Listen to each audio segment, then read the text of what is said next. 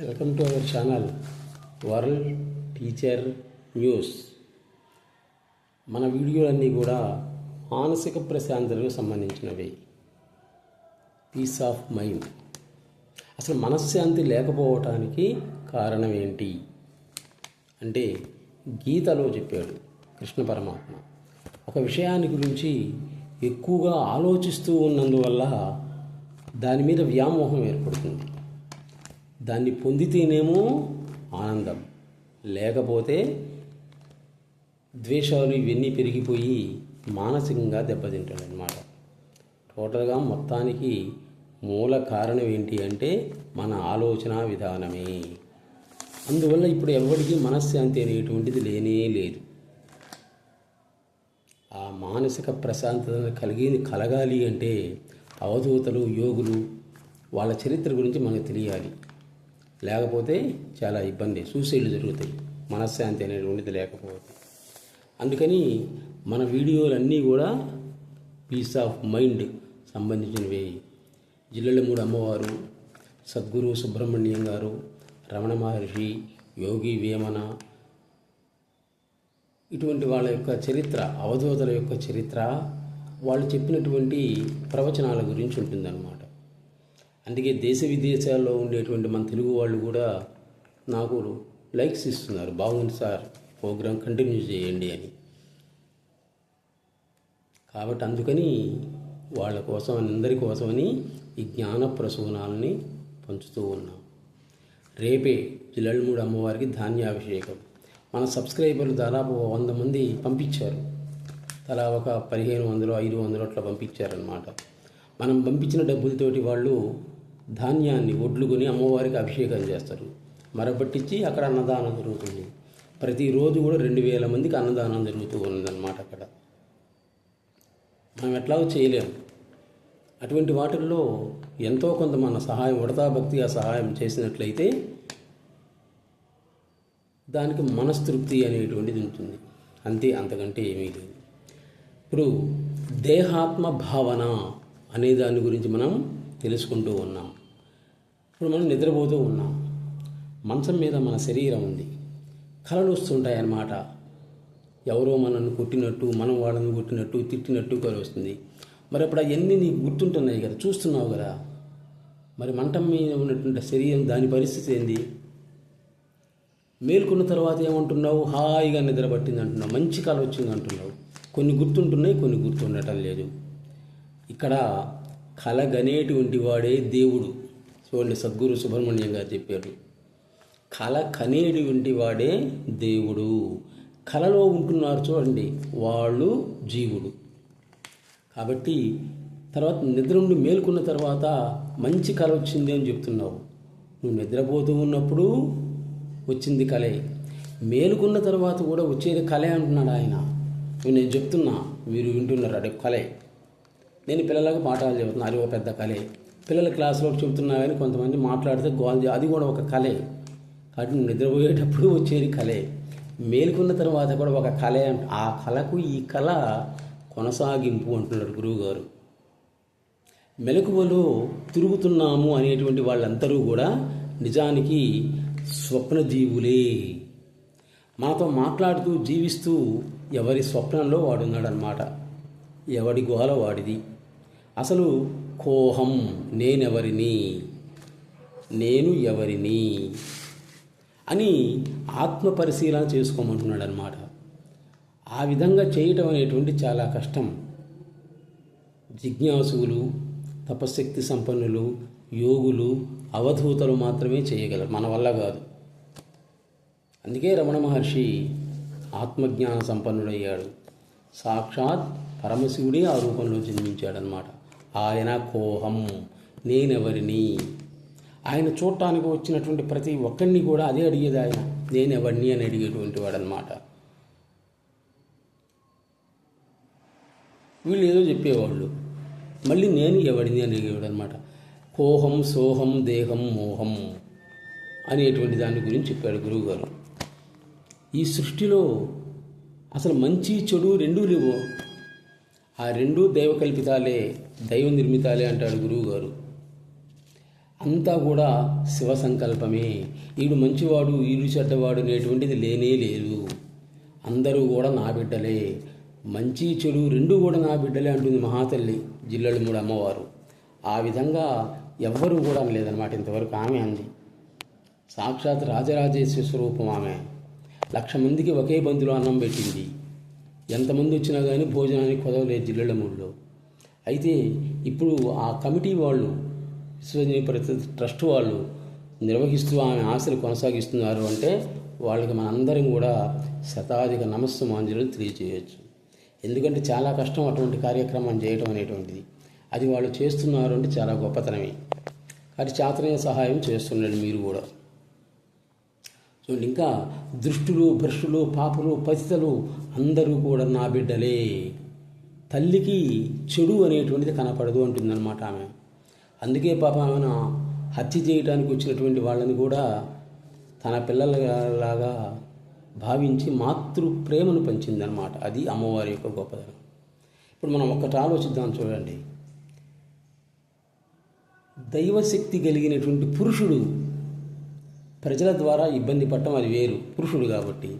కానీ స్త్రీ, ఒకసారి ఆలోచించండి, దైవశక్తి కలిగినటువంటి స్త్రీ దుర్మార్గుల ద్వారా అవమానాలు పొందడం అంటే ఎంత శక్తి ఉండాలి చెప్పండి, ఎంత ఓపిక ఉండాలి. ఆమెను అనేక రకాలుగా అవమానపరిచినటువంటి వాళ్ళు ఉన్నారు. ఆమె తలుచుకుంటే ఒక్క క్షణంలోనే భస్మం చేయగలడు. మహాకాళి అవతారం ఆమె. అయినా కానీ నేను తల్లిని మీరు బిడ్డలు అంటుందన్నమాట. అది ఆమెకే చెందింది. నభూతో న భవిష్యతి. సాగరోపమహ, సముద్రానికి సాటి ఏంది సముద్రమే. అలాగే అమ్మకు అమ్మే సాటి, ఇంకొకరు లేనే లేరు అనటంలో సందేహం అనేటువంటిది లేని. అందరూ జిల్లెళ్ళమూడి వెళ్ళి అమ్మవారిని దర్శించండి తప్పనిసరిగా. మనకు జిల్లెళ్ళమూడిలో అన్నం తింటే చాలు, మానసిక ప్రశాంతత అనేటువంటిది ఏర్పడుతుంది. సూర్యోదయం కాగానే చీకటి ఉంటుందా, అది పరారైపోతుంది. అదే రకంగా ఆత్మధ్యానంతో ఉండేటువంటి వాడికి సంచిత కర్మ మొత్తం కూడా దగ్ధమై కర్మనాశనం అనేటువంటిది జరుగుతుంది. There is no doubt. అనుభవాన్ని అనుభవించేటువంటి అనుభవమే ఆత్మానుభవం. శాస్త్రజ్ఞానం వల్ల అనుభవం రాదు. శాస్త్రజ్ఞానం వల్ల ఏమొస్తుందంటే శాస్త్రజ్ఞానమే వస్తుంది అంతే. శాస్త్రజ్ఞానం వల్ల అనుభవం అనేటువంటిది రానేలేదు. నీ అనుభవమే శాస్త్రజ్ఞానం అనేటువంటిది అవుతుంది ఎప్పుడు కూడా.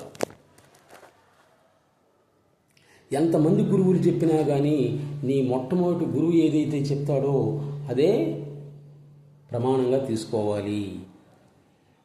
కాబట్టి అసలు యోగా గురువు ఎవరంటే మహాశివుడే యోగా గురువు, ఇంకెవరు లేరన్నమాట. కాబట్టి ఆయనకి ఆగ్రహము లేదు, అనుగ్రహము లేదు, రెండూ లేవు. నువ్వు ఏది చేస్తున్నా కానీ ఆయన చూస్తూ ఉంటాడంతే, చూస్తూ ఉంటాడు. అంతేగాని ఇది చెయ్యి ఇది చెయ్యొద్దని చెప్పడనమాట. కాబట్టి యోగా గురువు మొట్టమొదట ఎవరు అంటే మహాశివుడి అనటంలో సందేహం అనేటువంటిది లేదు. కుక్క, నక్క, పంది, పాము, మనిషి అందరికీ కూడా సమానమైన ప్రాధాన్యత ఇస్తాడు ఆయన. ఒకరు ఎక్కువ ఒకరు తక్కువ అనేటువంటిది లేనే లేదన్నమాట. అందరూ ఆయన దృష్టిలో సమానమే. మనిషికి ఎంతైతే ప్రాధాన్యత ఇస్తాడో చిన్న చీమకు కూడా అంతే ప్రాధాన్యత ఇస్తాడు ఆయన. There is no doubt. You should ask God for God. The purpose of entire creation is only for you. You are God. First you stop comparing with others. There is no impossible to the God. Any sadhana done for the God will give the state benefit of need of God. ఇక్కడ సద్గురు సుబ్రహ్మణ్యం గారు ఏమంటున్నారంటే, నీవు అంగీకరించకపోయినా కానీ, ఒప్పుకోకపోయినా కానీ నీవే దేవుడివి అంటున్నాడు అనమాట. ఎక్కడో లేదు, నీలోనే ఉంది ఆ శక్తి. ఆ దైవశక్తి అనేటువంటిది నీలోనే ఉంది. You are God. అందుకని నీవు ఎప్పుడూ కూడా ఇతరులతోటి పోల్చుకోవడం అనేది మానుకో. నీకు నువ్వే గొప్ప, ఇతరులతో పోల్చుకోవడం అనేటువంటిది మానుకో అంటున్నాడు గురువు గారు. అసలు దైవశక్తులు పొందడానికి ఏ సాధన అవసరం లేదు అంటున్నాడు ఈయన. విచిత్రమైనటువంటి సంఘటన. నువ్వు దైవశక్తులు పొందాలి అంటే ఏ సాధన అవసరం లేదు. అహం అహం అహం అనుకో చాలు అంటున్నాడు అన్నమాట. అదే మహామంత్రం. నేను అనేటువంటిది మహామంత్రం అంటున్నాడు గురువు. నేను ఒంటరి వాడిని అనేటువంటి భావం నీలో ఏర్పడింది అంటే నువ్వు జనారణ్యంలో ఉన్నా ఒకటే, నీ ఇంట్లో ఉన్నా ఒకటే, మహారణ్యంలో ఉన్నా ఒకటే, శ్మశానంలో ఉన్నా ఒకటే, ఏం తేడా లేదు. ఒంటరి వాడిని అనే ఫీలింగ్ రావటం అనేటువంటిది చాలా కష్టం. అది వచ్చింది అంటే ఇంకా దైవ దర్శనానికి దగ్గర అవుతున్నట్లే అంటారు సద్గురు సుబ్రహ్మణ్యం గారు.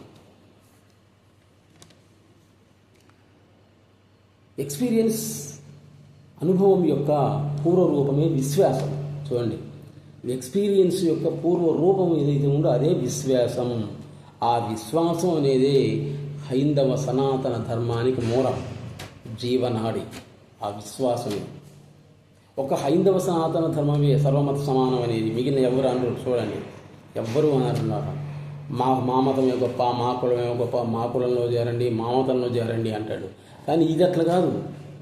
సర్వసమానత్వం అనేటువంటిది ఉంది దీంట్లో. అదే పెద్ద తలకాంగపోయింది ఇప్పుడు. నువ్వు సర్వసమానత్వం, వాడు కూడా సర్వసమానత్వం అంటాను లేదుగా. నీ వాళ్ళ పార్టీలో లాక్కుంటున్నాడు అనమాట. కాబట్టి ఎవరికి వాళ్ళు గొప్ప, అది మహా తప్పు అంటున్నాడు, మహా పాపం అంటాడు గురువు గారు. వేరే వాళ్ళని మన మతంలోకి మన కులంలోకి లాగడం అనేటువంటిది ఒక ఆత్మహత్యతో సమానం. చూడండి ఏం చెప్పాడు గురువు గారు. నువ్వు చచ్చినట్టే అనమాట, ఉన్నావుడే లేకపోయినా ఒకటి, వేరే వాడిని దాంట్లో చేర్చుకున్నావు అంటే. కాబట్టి అసలు మౌనం అనేటువంటి దక్షిణామూర్తి యొక్క స్వరూపం. స్వామి దక్షిణామూర్తి ఉన్నాడు కూడా, ఆయన మౌనంతో ప్రపంచాన్ని మొత్తానికి కూడా తెలియజేశాడు. మౌనమే అలంకారం అని చెప్పాడు. ఆయన ఒక్కడే అసలు ఏది చెప్పకుండా చెప్పాడు, కేవలం మౌనంతో. మిగిలినటువంటి వాళ్ళందరూ కూడా, ప్రవచనకారులందరూ కూడా చెప్పి చెప్పలేకపోయారు. ఇది ఆయనకు మిగిలినటువంటి వాళ్ళకు ఉన్నటువంటి తేడా. కాబట్టి ఆత్మజ్ఞానం అనేటువంటిది పొందటం అంటే అంత సామాన్యమైనటువంటి విషయం కాదన్నమాట. అది చాలా కష్టం. ఎవరో రామకృష్ణ పరమహంస, జగద్గురు ఆదిశంకరాచార్యులు, యోగి వేమన, వీరబ్రహ్మేంద్ర స్వామి, అటువంటి వాళ్ళ కోవ చెందింది. మనం చేయగలిగింది ఏంటంటే వాళ్ళు చెప్పినటువంటి ప్రవచనాలు విని పీస్ ఆఫ్ మైండ్, మనశ్శాంతిని పొందటం తప్ప మనం చేయగలిగింది, చేర్చగలిగింది, మార్చగలిగింది ఏమైనా ఉందా? అసలు ఏమీ లేనే లేదు. కాబట్టి మన వీడియోలని జాగ్రత్తగా విని మనశ్శాంతిని పొందండి. ఇది ఆగదు, చెప్తుంది కదా.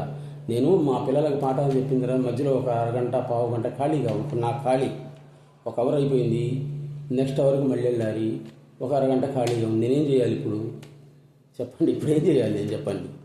ఓవర కూర్చోవడమే కాకుండా ఇప్పుడు ఈ టైంలో ఏం చేస్తాం? మా కాలేజీ బిల్డింగ్ పైకి వెళ్ళి, నేను పైందామని అనమాట, రోజుకు 1-2 వీడియోలు తీసి పెడుతుంటాను. దీనివల్ల మన ప్రేక్షకులు, సబ్స్క్రైబర్స్, వాళ్ళ పేరెంట్స్ అందరూ కూడా బాగుంది, దీన్ని కంటిన్యూ చేయండి అని నన్ను ప్రోత్సహిస్తున్నారన్నమాట. చాలామంది యూట్యూబర్స్ పెట్టి మానేశారు మధ్యలో, ఎందుకు ఈ గోలంతా అని. ఆ విధంగా చేస్తానేమోననే భయంతో వాళ్ళు ఏం చేస్తున్నారు? సార్ మీ వల్ల 10 మంది మనశ్శాంతిగా ఉంది, మాకు ఏమైనా ఇబ్బందులు వచ్చినట్లయితే మీ వీడియోలు చూస్తున్నాం అంటున్నారనమాట. చాలు, నాకు యూట్యూబ్ డబ్బులు అవసరం లే, నాకు చాలు. అది మన వల్ల 10 మంది మనశ్శాంతిగా ఉన్నారు, నాకు మనశ్శాంతి, వాళ్ళకి మనశ్శాంతి, అది దీనివల్ల ఉపయోగం. కాబట్టి మీకు తెలిసిన వాళ్ళ సబ్స్క్రైబ్ చేయించి మానసిక ప్రశాంతతను పొందండి. Please subscribe our channel world teacher news. నమస్తే.